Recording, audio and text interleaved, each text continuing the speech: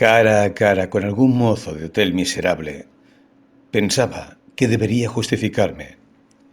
Es por ello que, pretextando que nos haría falta algo de ropa interior y algunos objetos de baño, obligué a Marthe a hacer una maleta. Pediríamos 2 habitaciones. Creerían que somos hermano y hermana. Nunca me atrevería a pedir una única habitación. Mi edad, la edad en la que a uno le expulsan de los casinos, me exponía a mortificaciones. El viaje a las 11 de la noche fue interminable.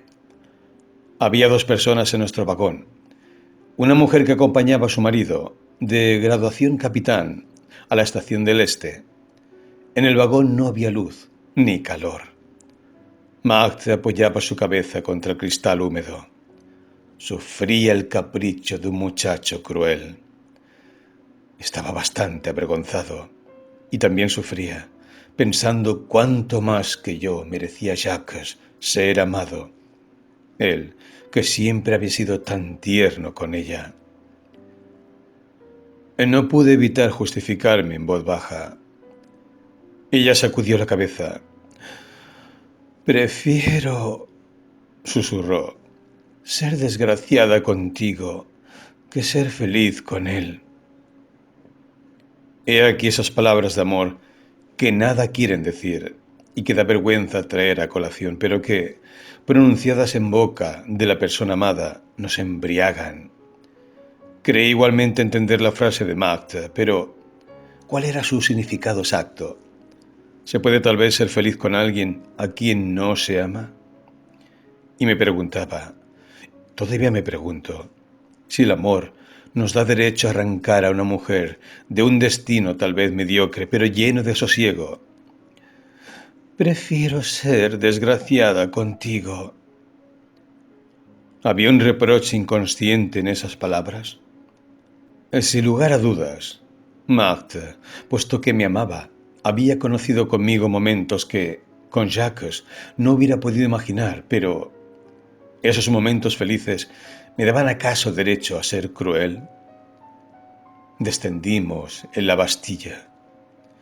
El frío, que soporto porque imagino que es la cosa más limpia del mundo, era, en ese lugar de la estación, más sucio que el calor de un puerto de mar, y sin esa alegría que recompensa.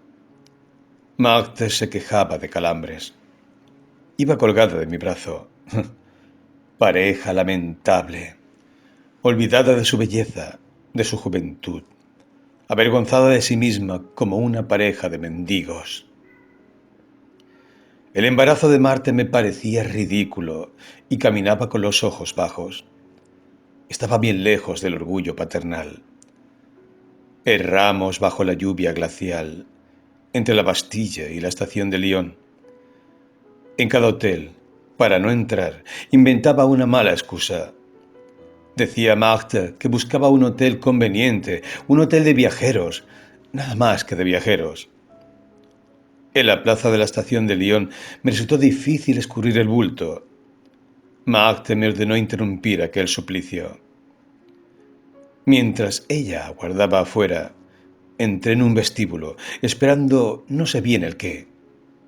El mozo me preguntó si quería una habitación. Era fácil responderle que sí. Fue demasiado fácil, y buscando una excusa, como un ratero de hotel pillado infraganti, le pregunté por la señora Lacombe. Se lo pregunté enrojeciendo y temiendo al mismo tiempo que me respondiera. ¿Se está burlando de mí, joven? Está ahí fuera, en la calle. Consultó los registros. Debía haberme equivocado de dirección. Salí y expliqué a Marthe que no había habitaciones libres y que no encontraríamos ninguna en todo el barrio. Respiré tranquilo. Me apresuré como un ladrón que huye. Todo el rato, esa obsesión mía de salir huyendo de los hoteles a donde llevaba a Magda a la fuerza me había impedido pensar en ella, pero ahora la miré. Pobre pequeña. Retuve mis lágrimas Y cuando me preguntó dónde íbamos a buscar una cama, le supliqué que no hiciera más caso a un enfermo y que volviera prudentemente a J y yo a casa de mis padres. Enfermo. Prudentemente. Esbozó una sonrisa maquinal al escuchar esas palabras fuera de lugar. Mi vergüenza dramatiza el retorno. Si, finalizadas las crueldades de ese género, Magda tenía la desdicha de decirme: a pesar de todo, qué malvado eres, me dejaba llevar. Le encontraba falta de generosidad. Y si, al contrario, callaba y adoptaba ese aire de olvidarlo todo, me daba miedo que ella actuase así porque me considerara un malvado, un demente. Entonces no cesaba hasta hacerle decir que ella no olvidaba nada y que si bien me perdonaba, no debía aprovecharme de su clemencia, que algún día, harta de mis malos tratos, su fatiga superaría nuestro amor y que me abandonaría.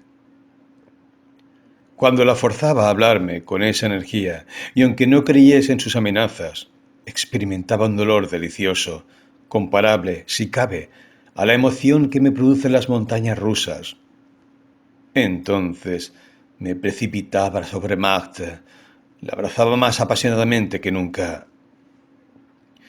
Dime otra vez que me abandonarás, le decía, jadeante, y estrechándola en mis brazos, casi hasta romperla.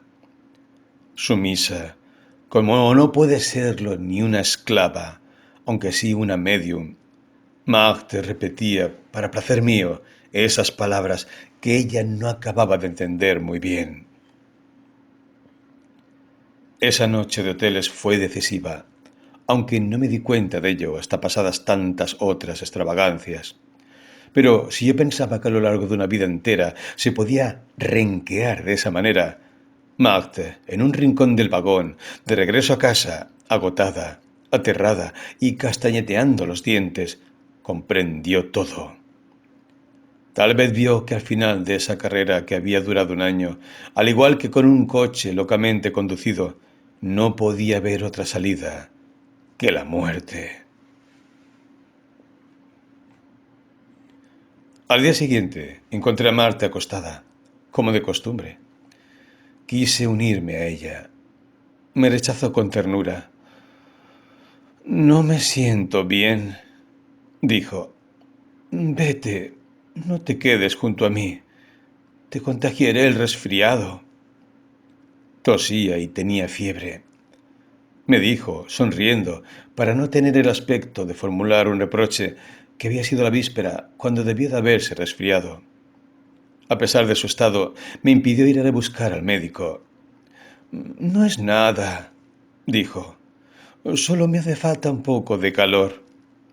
En realidad, no quería, al enviarme a casa el doctor, comprometerse a los ojos del que era un viejo amigo de su familia.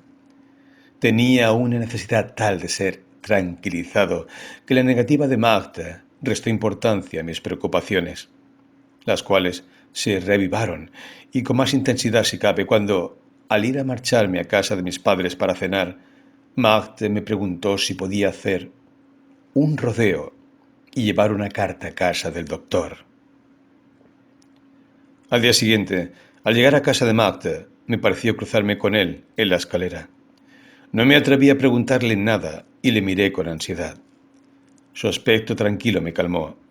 Solo era una actitud profesional.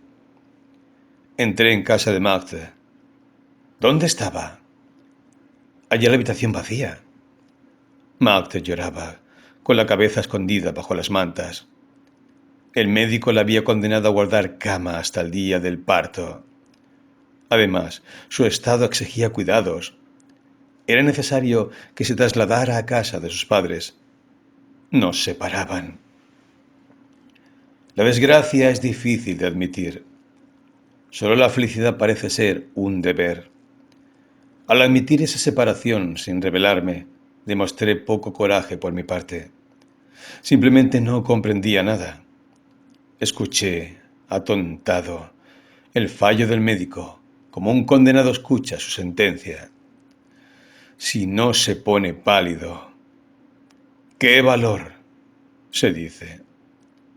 En absoluto, es más bien falta de imaginación. Cuando se le despierta para la ejecución, entonces entiende la sentencia. Asimismo, no me di cuenta de que no íbamos a volver a vernos hasta que vinieron a anunciar a Marthe la llegada del coche enviado por el doctor.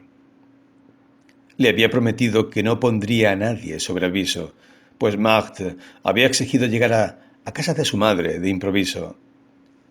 Hice parar el coche a algunos metros de distancia de la casa de los Grangier. Cuando el chófer se giró para mirarnos por tercera vez, entonces descendimos. Aquel hombre creyó sorprendernos en nuestro tercer beso, aunque en realidad nos sorprendía siempre en el mismo. Dejé a Marthe sin tomar las mínimas disposiciones para escribirnos, casi sin decirle adiós, como si fuese una persona con quien una hora más tarde vas a reunirte. Pero entonces, algunas vecinas curiosas se asomaban a las ventanas. Mi madre se dio cuenta de que tenía los ojos enrojecidos. Mis hermanas rieron porque dejé caer 2 veces seguidas la cuchara sobre la sopa. El suelo se movía bajo mis pies. Yo no tenía la fortaleza del marino para el sufrimiento. Además, creo que no podría comparar mejor esos vértigos del corazón y del espíritu que con el mareo. La vida sin Marthe era una larga travesía. ¿Arribaría algún día? Al igual que ocurre con los primeros síntomas del mareo, que importa poco aguardar la llegada a puerto o morirse ahí mismo. El porvenir no me preocupaba gran cosa. Al cabo de algunos días, el mal, menos tenaz, me dejó tiempo para pensar en tierra firme. A los padres de Marthe poca cosa les quedaba para adivinar. Se contentaban con hurtar mis cartas. Las quemaban delante de ella, en la chimenea de su cuarto. Las suyas estaban escritas a lápiz, apenas legibles. Su hermano las echaba en correos. No volví a sufrir más escenas familiares. Reanudé las amenas conversaciones con mi padre, por la noche, delante del fuego. En un año me había convertido en un extraño para mis hermanas. Se acostumbraron. Se habituaron de nuevo a mí. Tomaba a la más pequeña sobre mis rodillas y, aprovechándome de la penumbra, la abrazaba con una violencia tal que al final se debatía, medio riendo, medio llorando. Pensaba en mi hijo y estaba triste. Me parecía imposible que pudiera haber para él una ternura mayor que la mía. Era ya lo suficientemente maduro para que un bebé me pareciese otra cosa que un hermano o una hermana. Mi padre me aconsejaba distraerme. Esos consejos tenían su origen en la tranquilidad. ¿Y qué podía hacer, excepto aquello que ya no volvería a hacer? Al escuchar el timbre de la puerta, un coche detenerse en la puerta, me estremecía. Acechaba en mi prisión el menor signo de liberación. A fuerza de acechar las señales que pudiesen ser el anuncio de alguna cosa, mis oídos, un día, escucharon repique de campanas. Eran las de el armisticio. Para mí, el armisticio significaba la vuelta de Jacques. Ya lo veía a la cabecera de Marthe, sin que me fuese posible hacer nada. Estaba perdido. Mi padre iba a París. Quería que fuese con él. No se puede faltar a una fiesta así. No me atreví a negarme. Temía parecer un monstruo. Además, a fin de cuentas, en mi frenético infortunio, no me desagradaba la idea de ir a ver la alegría de otros. Debo confesar que no me inspiraba una gran envidia. Solo yo me sentía capaz de experimentar aquellos sentimientos que se consienten a la muchedumbre. Buscaba el patriotismo. Mi injusticia, tal vez, no me mostró más que la alegría de un día de vacaciones inesperado. Los cafés abiertos hasta más tarde, el derecho de los militares a abrazar a las modistillas. ese espectáculo del que había pensado que me afligiría, que me pondría celoso, o bien sino que me distraería por el contagio de un sentimiento sublime, me aburría tanto como el día festivo de Saint Catherine. Desde hacía algunos días no recibía ninguna carta. Una de las raras veces en que nevó por la tarde, mis hermanos me trajeron un mensaje del hijo pequeño de los Grangier. Se trataba de una carta glacial de la señora Grangier. Me rogaba que acudiera lo más rápidamente posible. ¿Qué podía querer de mí? La oportunidad de estar en contacto, aunque fuera de modo indirecto, con Marthe, aplacó mis inquietudes. Imaginaba a la señora Grangier prohibiéndome volver a ver a su hija, y yo, escuchándola, cabizbajo, como un mal estudiante, incapaz de un arrebato de genio, de montar en cólera. Ningún gesto habría de poner de manifiesto mi odio. Saludaría con educación, y la puerta volvería a cerrarse para siempre. Entonces encontraría las respuestas, los argumentos de mala fe, las palabras mordaces que hubieran podido dejar a la señora Grangier del amante de su hija. Una imagen menos piadosa que la de un colegial sorprendido en falta. Preveía la escena, segundo a segundo. Cuando entré en la pequeña sala me pareció revivir mi primera visita. Esta otra visita significaba, sin embargo, que quizá ya no volvería a ver nunca más a Marthe. La señora Grangier entró. Sufría a causa de su pequeña estatura, pues se esforzaba en ser altiva. Se excusó por haberme molestado sin motivo. Pretendía haberme enviado ese mensaje para obtener una información demasiado complicada para ser solicitada por escrito, pero que, en el intervalo de ese tiempo, ya había conseguido hacerse con esa información.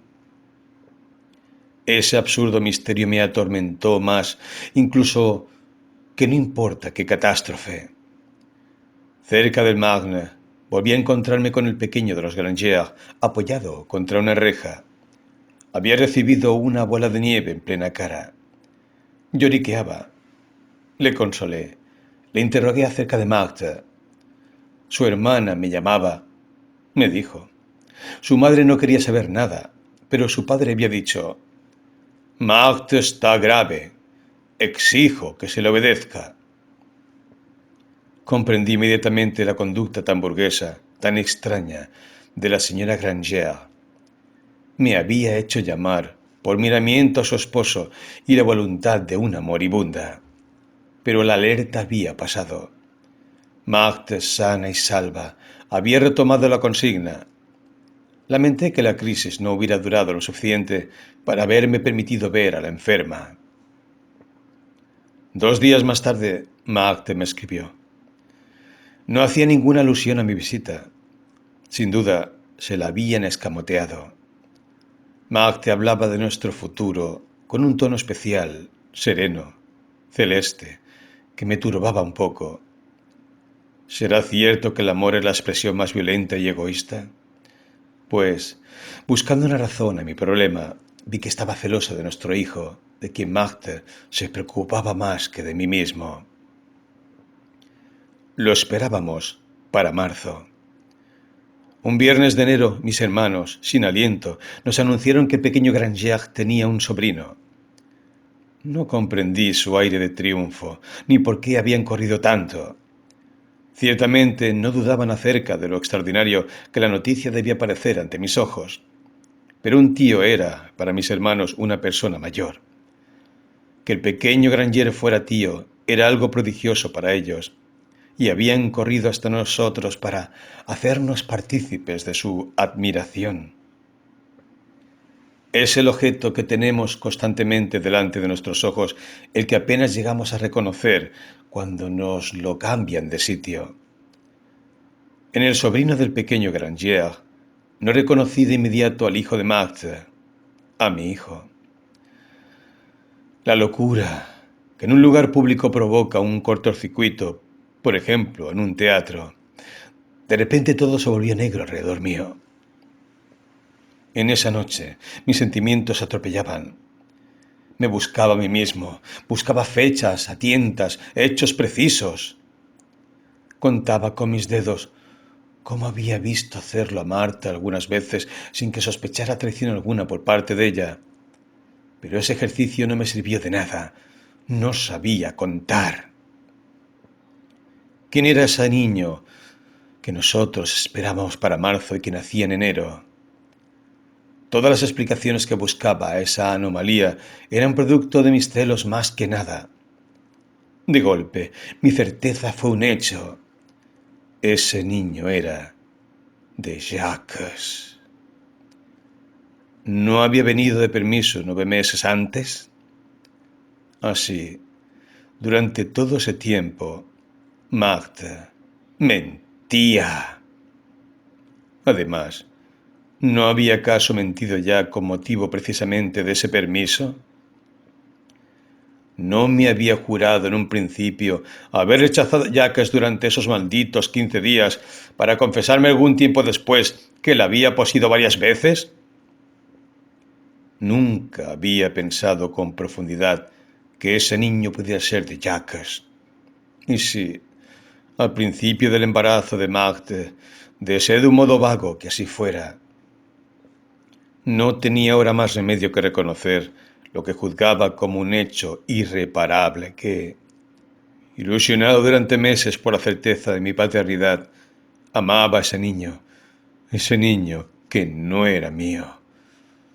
¿Por qué tenía que sentirme como un padre justo en el momento en que me daba cuenta de que no lo era?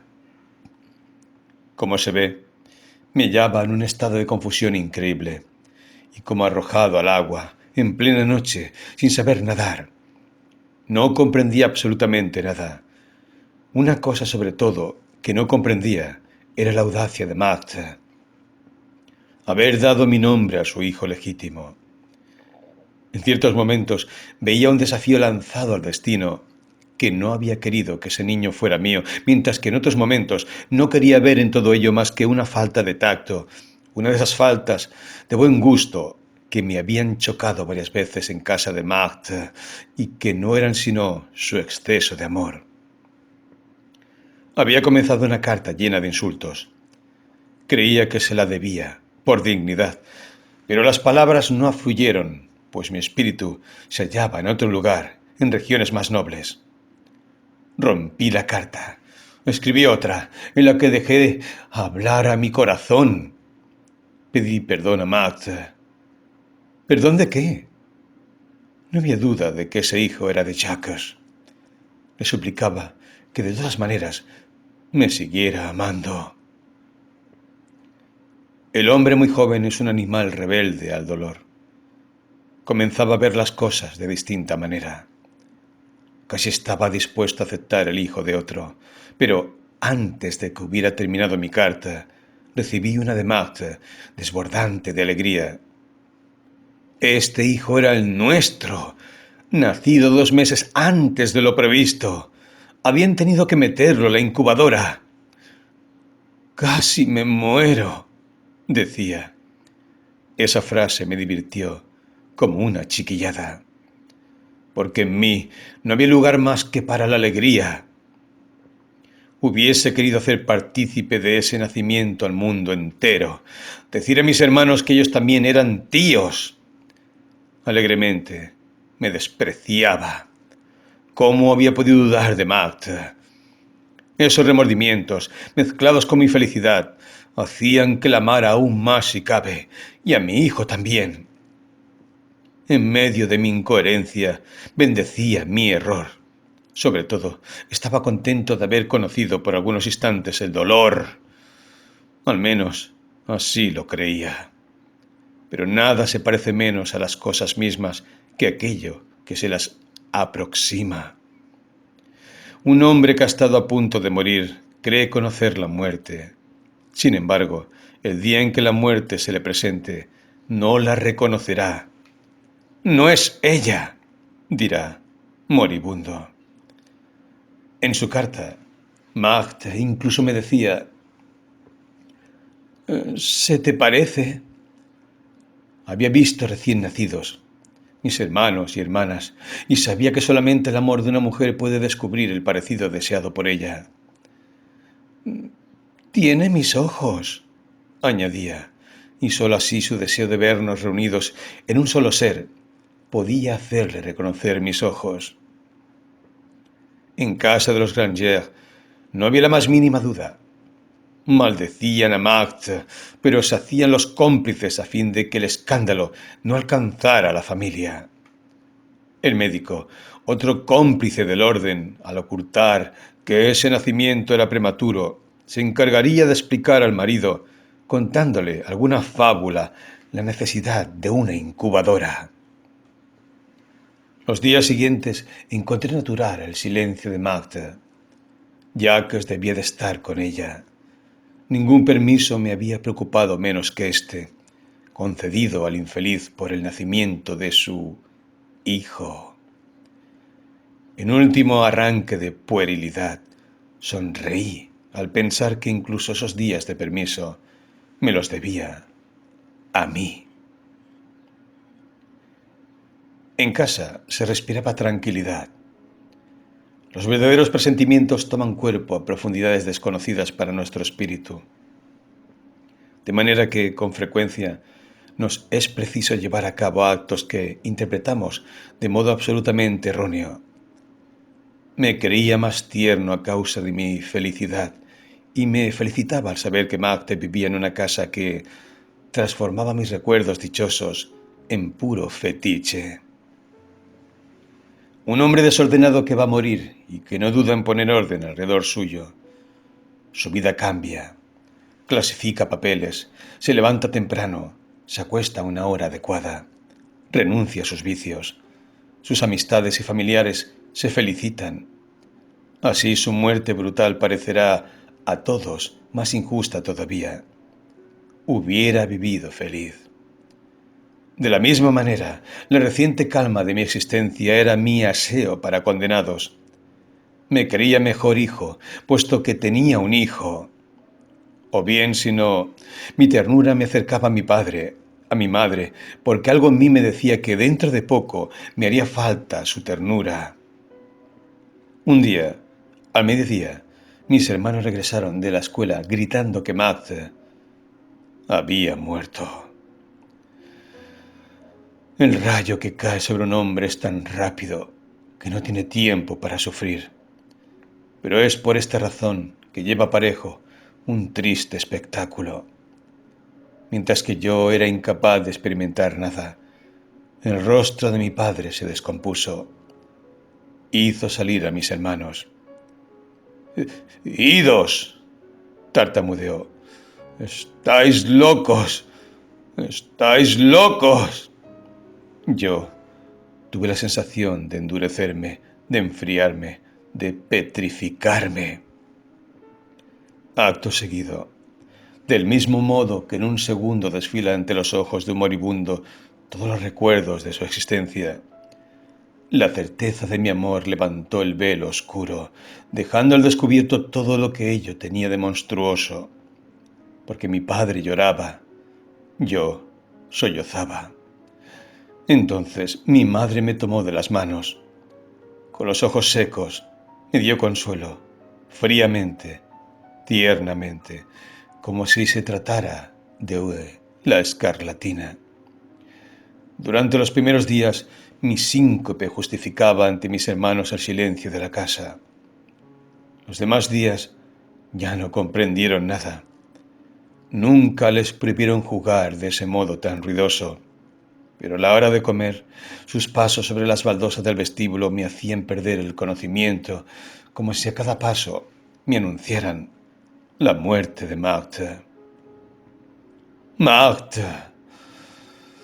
Mis celos la siguieron hasta la tumba. Deseaba que no hubiera nada más allá de la muerte. Así es, resulta insoportable pensar que la persona a quien más amamos está en una fiesta en la que nosotros no estamos. Mi corazón se encontraba aún en una época en la que no se piensa en el porvenir. Sí, era la nada lo que deseaba para Marthe, más que un mundo nuevo en donde algún día nos reencontraríamos. La única vez que vi a Jacques fue algunos meses más tarde. Al saber que mi padre guardaba en casa algunas acuarelas de Marthe, le entraron deseos de verlas. Siempre estamos ávidos de sorprender aquello que atañe a los seres que amamos. Quise ver al hombre a quien Marthe había dado su mano. Conteniendo la respiración y caminando de puntillas, me dirigí hacia la puerta entreabierta. Llegué justo para escuchar. Mi esposa ha muerto llamándole. Pobre pequeño. Es la única razón que tengo para seguir viviendo. Al ver a aquel viudo tan digno y dueño de su desesperación, comprendí que el orden, a la larga, se acaba imponiendo sobre todas las cosas. ¿No acababa acaso de enterarme de que Marthe había muerto llamándome y de que mi hijo tendría una existencia razonable?